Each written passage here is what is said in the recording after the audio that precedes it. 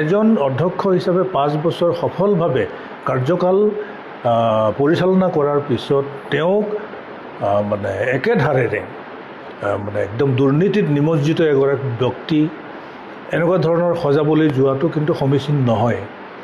যদি তেনেকুৱা কিবা এটা সন্দেহ আছে তেতিয়াহ'লে তদন্ত হ'ব লাগে, তদন্তৰ আওতালৈ সকলোকে আনিব লাগে, সকলো পক্ষকে আনিব লাগে। কিন্তু তাক আলম হিচাপে লৈ সমগ্ৰ জনজাতিক অপমান কৰাৰ যিটো ধৃষ্টতা দেখুৱালে অভিজিৎ শৰ্মাই, তেওঁ ইমিডিয়েটলি যদি ক্ষমা নোখোজে তেতিয়াহ'লে আমি খুব কম সময়ৰ ভিতৰতে চিচিটো আমি বহিম আৰু ৰাজহুৱাভাৱে এনাউন্স কৰি পেলাই তেওঁক ট্ৰাইবেল এৰিয়াত নিষিদ্ধ আমি ঘোষণা কৰি দিম।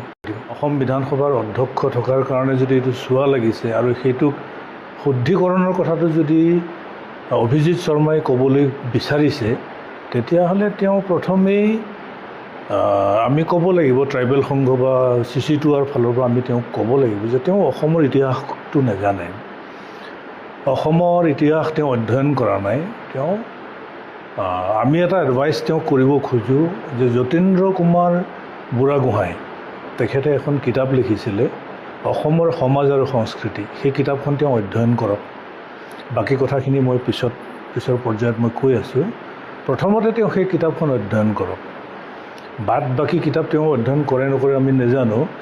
আৰু অসমৰ ইতিহাস মিথিলাঞ্চলৰ পৰা সমগ্ৰ উত্তৰ পূৰ্বাঞ্চলত যে এটা সময়ত কছাৰীৰ সাম্ৰাজ্য আছিল আৰু ইয়াৰ ট্ৰাইবেল মানুহখিনি বড়োসকল যে ইয়াৰ প্ৰাচীনতম অধিবাসী আৰু ইয়াৰ হাবি কাটি জংঘল জুৰি সভ্যতাৰ বিকাশ মানে হেৰি কৰা, সভ্যতাৰ মানে ইয়াতে সৃষ্টি কৰা এই বড়োসকলে প্ৰথম হাবি কাটি জংঘল জুৰি মানুহৰ বসবাসৰ উপযোগী কৰি সভ্যতাৰ বিকাশ ঘটোৱা জনগোষ্ঠীবিলাকেই হৈছে জনজাতি। হাজাৰ হাজাৰ বছৰৰ পৰা ইয়াত জনজাতিসকল আছে। ইয়াৰ ট্ৰাইবেলসকলৰ সুকীয়া মানে চৰিত্ৰ আছে, নিজা নিজা ক্ৰাইটেৰিয়া তেওঁলোকে ফুলফিল কৰে। অসম তথা উত্তৰ পূৰ্বাঞ্চলৰ ট্ৰাইবেলবিলাক UPৰ ট্ৰাইবেলৰ দৰে নহয়, মধ্যপ্ৰদেশৰ ট্ৰাইবেলৰ দৰে নহয়। আৰু অভিজিৎ শৰ্মাই যদি সেইটো জ্ঞান কৰিব বিচাৰিছে তেতিয়াহ'লে তেওঁ সতৰ্ক হৈ থকাটো ভাল। তেওঁক আমি সোধাই নেৰোঁ, কোনো এটা খোজে তেওঁ অসমত দিব নোৱাৰিব।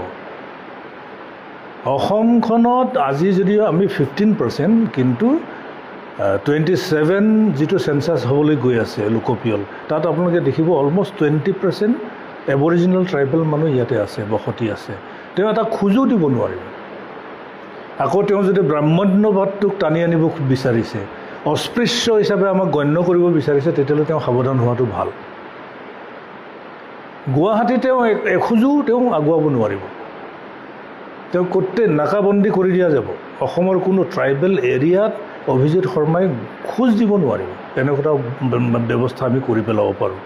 গতিকে সময় থাকোঁতে তেওঁ যদি আমাক তুচ্ছ তাচ্ছিল্য কৰিছে, ইমিডিয়েটলি তেওঁ এই কথাটো তেওঁ উঠাই ল'ব লাগে আৰু সমগ্ৰ অসমৰ জনজাতি ৰাইজৰ ওচৰত তেওঁ ক্ষমা প্ৰাৰ্থনা ভিক্ষা কৰিব লাগে। এই দাবীটো কেৱল বড়ো বুলি নহয়, ট্ৰাইবেল বা শিডিউল কাষ্ট, কাৰণ তেওঁ the schedule caste schedule tribe prevention of atrocities act 1989টো এট্ৰেক্ট কৰিছে, অলৰেডি তেওঁ এট্ৰেক্ট কৰিছেই। কাৰণ সেই আইন মতে শিডিউল কাষ্ট আৰু শিডিউল ট্ৰাইবেলক কোনেও তুচ্ছ তাচ্ছিল্য বা হেয় জ্ঞান কৰিব নোৱাৰে।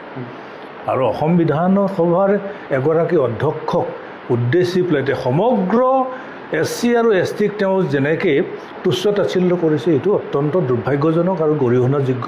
আমি তীব্ৰ ভাষাৰে গৰিহণা দিছোঁ। গোটেই বিষয়টো বিশ্বজিৎ দৈমাৰী এইটো যদি দুৰ্নীতি কৰিছে তেওঁক কৰায়ত্ব কৰক বা তাক দুৰ্নীতিৰ তদন্ত কৰক, কিন্তু এই গোটেই কথাটোৱে আচলতে এনেধৰণৰ এইটো তুচ্ছ তাচ্ছিল্য কৰাটো ইমান উচিত হয় জানো, যে তেখেতে যে ইমান মৰহাস কৰিলে? স্বাভাৱিকতেই বিগত সময়ছোৱাত আমি দেখিলোঁ বিশ্বজিৎ দৈমাৰী ডাঙৰীয়া যেতিয়া বিধানসভাৰ অধ্যক্ষ আছিল, তেওঁ মানে পুৰণি পৰম্পৰাবিলাক সলনি কৰিবৰ কাৰণে য'ত পূৰ্ণস্থি তেওঁ চেষ্টা চলাইছিল। বহু নতুনত্ব তেওঁ আনিলে বিধানসভাত।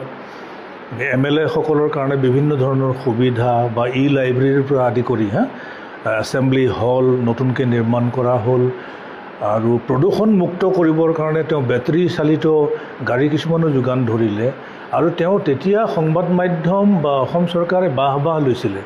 কিন্তু আজি নতুন অধ্যক্ষ এজন আহিল, তেওঁ কিহৰ ভিত্তিত মানে আগৰ অধ্যক্ষজনৰ ওপৰত দুৰ্নীতিৰ আঙুলি টোৱাইছে সেইটোও আমাৰ অলপমান বোধগম্য হোৱা নাই। যদি স্বাভাৱিকতে তেওঁ যদি কিবা দুৰ্নীতিত লিপ্ত হৈছে তাৰ এটা নিৰপেক্ষ তদন্ত হোৱাটো আমি কামনা